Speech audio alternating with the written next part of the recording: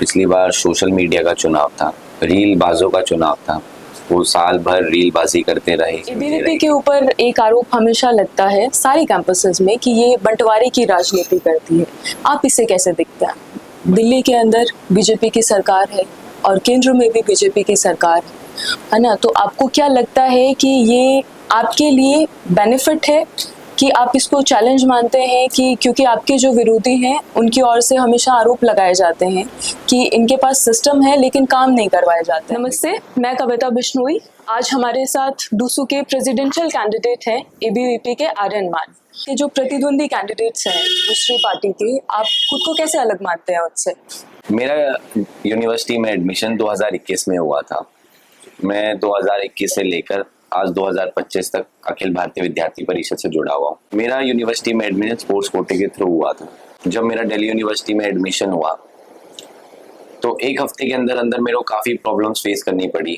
जैसे sports students के लिए फैसिलिटीज़ नहीं थी, इक्विपमेंट्स नहीं थे, मेडिकेशन नहीं थी। तो उसके लिए मेरी और मेरी स्पोर्ट्स टीम ने मिलकर आवाज़ उठाई। तो जब से लेकर अब तक मैं स्टूडेंट्स के लिए आवाज़ उठा रहा हूँ। स्टूडेंट्स को जो जो इश्यूज फेस करने पड़ रहे हैं उसके लिए मैं, कुछ स्टूडेंट्स ऐसे होते हैं वो खुद तो आवाज़ नहीं उठा पाते और उनको एक जरिया चाहिए होता है आवाज़ उठाने का, तो मैं वो कहीं ना कहीं उनकी तरफ से भी आवाज़ उठाता हूँ। किसी भी स्टूडेंट को कोई भी दिक्कत हो तो आर्यन मान वहाँ पूरा प्रयास और पूरी जी जान लगा देता है उनकी प्रॉब्लम को सॉल्व कराने। तो आर्यन मान, हम अगर पिछली बार वाला इलेक्शन देखें तो पिछली बार काउंसिल में 2 कैंडिडेट एबीवीपी के जीतते हैं और 2 एनएसवाई के जीतते हैं। तो काउंसिल में आपकी प्रेजेंस थी, तो पिछले साल का आप अपना कार्यकाल एबीवीपी का कैसे देखते हैं? क्या काम थे जो पूरे हुए, जो प्रॉमिसेस स्टूडेंट्स के साथ आपके लोगों की ओर से किए गए थे, और क्या काम थे जो रह गए? देखो, पिछले साल यूनिवर्सिटी में एक अलग तरीके का चुनाव था। पिछली बार सोशल मीडिया का चुनाव था, रील बाजों का चुनाव था। वो साल भर रील बाजी करते रहे, बड़ी बड़ी बातें बोलते रहे, हवा में बातें करते रहे, पर उन बातों पूरे एक साल में वो एक भी बात पूरी नहीं कर पाए। फिर भी अखिल भारतीय विद्यार्थी परिषद साल भर संघर्ष करता रहा, स्टूडेंट्स की आवाज़ उठाता रहा, जिसमें से मैं एक प्रोटेस्ट आपको बताना चाहता हूँ।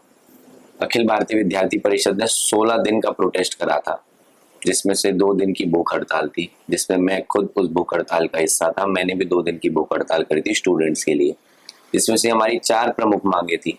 पहली मांग फीस हाइक, दूसरी मांग 1 कोर्स 1 फीस, तीसरी मांग आईसीसी का इलेक्शन हो, चौथी मांग सेंट्रलाइज हॉस्टल एलोकेशन। हम साल भर 365 दिन छात्रहितों के लिए काम करते रहे। तो अब की बार हमें कॉन्फिडेंस है कि अब की बार हम 4 सीटें जीतेंगे अखिल भारतीय विद्यार्थी परिषद 4-0 से। एबीवीपी के ऊपर एक आरोप हमेशा लगता है सारी कैंपसेस में कि ये बंटवारे की राजनीति करती है। आप इसे कैसे देखते हैं? आप अखिल भारतीय विद्यार्थी परिषद में हर स्टेट का आपको कार्यकर्ता मिलेगा।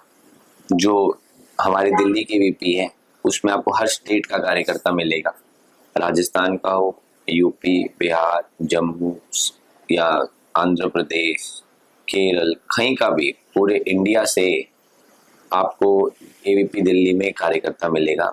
और किसी भी अन्य स्टेट की एबीपी की यूनिट होगी या कुछ भी होगा, उसमें भी आपको पूरे इंडिया से एक ना एक स्टेट का कार्यकर्ता मिलेगा। हम कोई बंटवारे की राजनीति या बंटवारे की ऑर्गेनाइजेशन नहीं चलाते।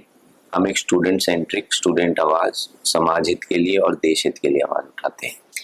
तो आर्यन मान, अभी दिल्ली के अंदर बीजेपी की सरकार है और केंद्र में भी बीजेपी की सरकार है ना? तो आपको क्या लगता है कि ये आपके लिए बेनिफिट है कि आप इसको चैलेंज मानते हैं कि क्योंकि आपके जो विरोधी हैं उनकी ओर से हमेशा आरोप लगाए जाते हैं कि इनके पास सिस्टम है लेकिन काम नहीं करवाए जाते हैं? देखो, पिछले 10 साल से पिछले 10 साल से दिल्ली में छात्र विरोधी सरकार थी। पिछले 10 साल से हम मेट्रो कंसेशन पास के लिए आवाज़ उठा रहे थे, बट जो छात्र विरोधी सरकार थी उन्होंने हमारी एक भी मांग नहीं मानी, सारी मांगों को इग्नोर करा, कोई ना कोई रीज़न देते रहे।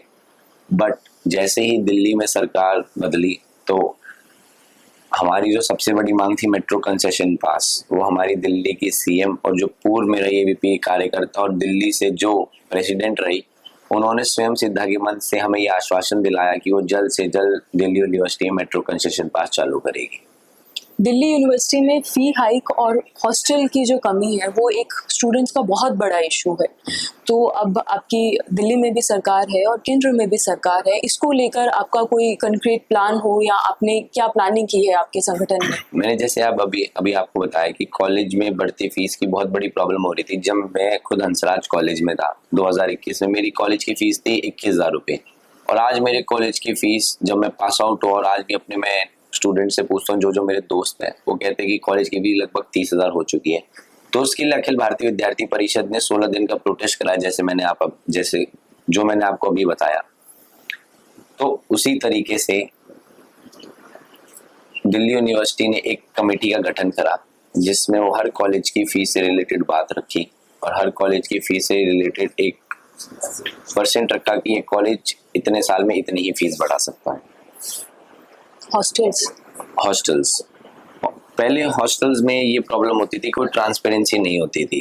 हर हॉस्टल का एक अलग फॉर्म होता था, हर हॉस्टल की एक अलग फीस होती थी। बट जो हमने प्रोटेस्ट करा, उस प्रोटेस्ट के बाद एक सेंट्रलाइज हॉस्टल का पोर्टल खुल गया, जिसमें स्टूडेंट को एक ही पोर्टल पे सब कुछ अपनी सारी डिटेल्स भरनी है और उसी पोर्टल पे उसको शो कर दिया जाएगा कि आपको हॉस्टल अलॉट हो चुका है।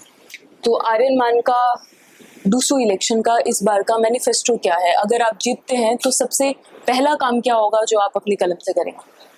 पहला काम होगा स्पोर्ट्स के स्टूडेंट्स के लिए आवाज़ उठाना। दिल्ली यूनिवर्सिटी में बहुत बड़े बड़े नाम हैं जो पूरे इंडिया में ओलंपिक लेवल तक स्पोर्ट्स में मशहूर है, बट दिल्ली यूनिवर्सिटी में उस तरीके की इक्विपमेंट, फैसिलिटी, मेडिकेशन नहीं है स्पोर्ट्स के किसी भी स्टूडेंट्स के लिए। मैं खुद एक स्पोर्ट्स पर्सन हूँ, जो मैंने सबसे पहली आवाज़ उठाई थी वो स्पोर्ट्स की उठाई थी। तो जब मुझे दिल्ली यूनिवर्सिटी के स्टूडेंट्स प्रेसिडेंट जितवा देंगे दिल्ली यूनिवर्सिटी का आने वाली 18 तारीख को, तो मैं सबसे पहला काम स्पोर्ट्स वाले स्टूडेंट्स के लिए करूँगा। लास्ट मैसेज जो आप दिल्ली यूनिवर्सिटी के स्टूडेंट्स को देना चाहते हैं? कि आने वाली 18 तारीख को दूसरों का इलेक्शन है, उस इलेक्शन में आप ज़्यादा से ज़्यादा वोट करने आए।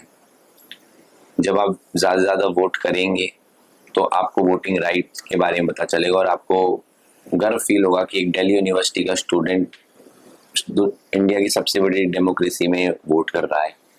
तो मैं एक अपील करता हूं कि आने वाली 18 तारीख को आप आर्यन मान एबीपी की तरफ से दूसरा प्रेसिडेंशियल कैंडिडेट, मेरा बैलेट नंबर है 3, आप सपोर्ट करो और आप अखिल भारतीय विद्यार्थी परिषद को 4-0 से भेजिएगा। चलिए, थैंक यू आर्यन मान, बेस्ट ऑफ लक।